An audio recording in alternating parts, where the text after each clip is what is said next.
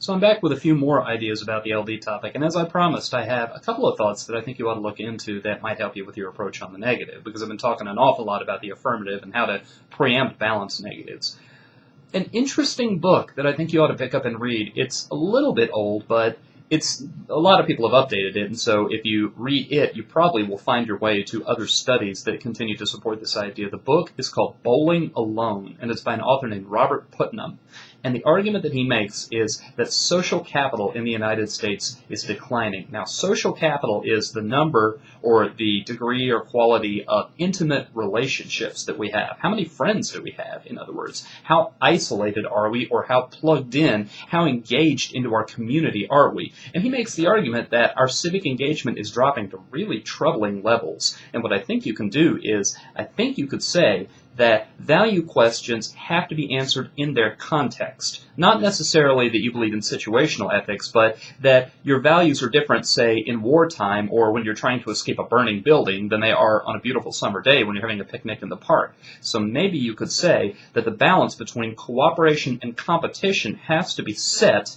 according to what the culture is doing to people's ability to achieve their ambitions and fulfill their needs and so forth. And in the United States, because of the decline of social capital, that cooperation holds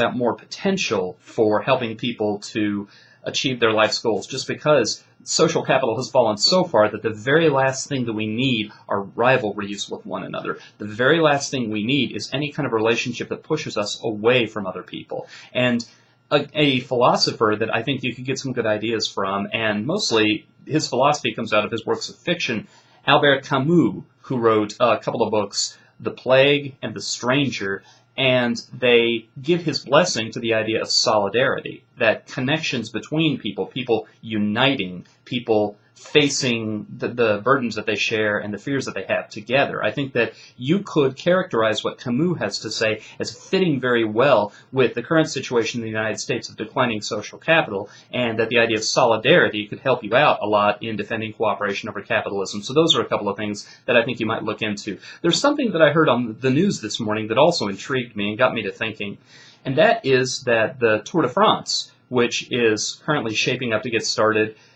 there's an anomaly this year that a lot of tour watchers are finding very interesting, and that is, in a normal year, any particular team has a number of riders, all of them very good, but it tends to be the case that they know who the leader is, that they know who it is that they expect has a serious chance to win the tour, and that everybody else assists him. They set the pace,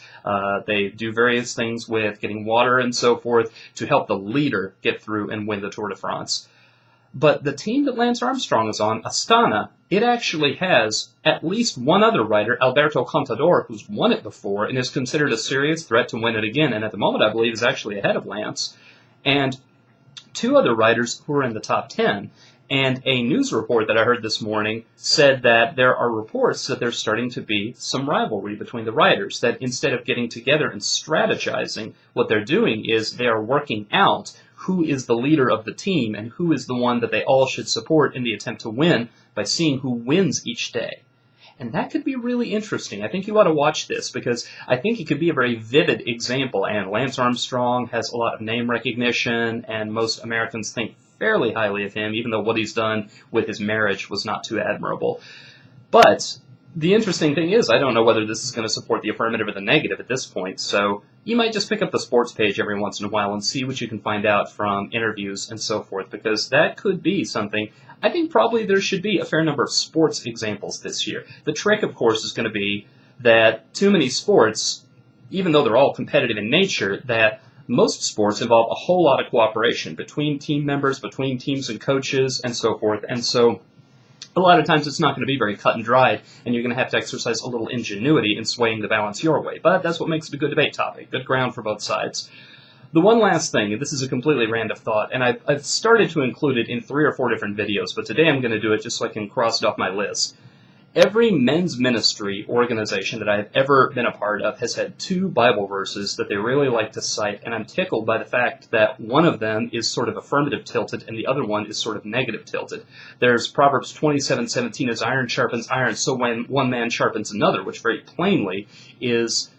an argument in favor of competition. And very plainly that competition moves people toward excellence. But then the other verse that you always hear is Ecclesiastes 4:12, that one man may be overpowered, but two can defend themselves, and a cord of three is not easily broken, which is clearly all about cooperation. So it's just kind of neat that those two verses are the ones that you always hear, and one goes to one side and one goes to the other side. So think on these things and see what you can come up with.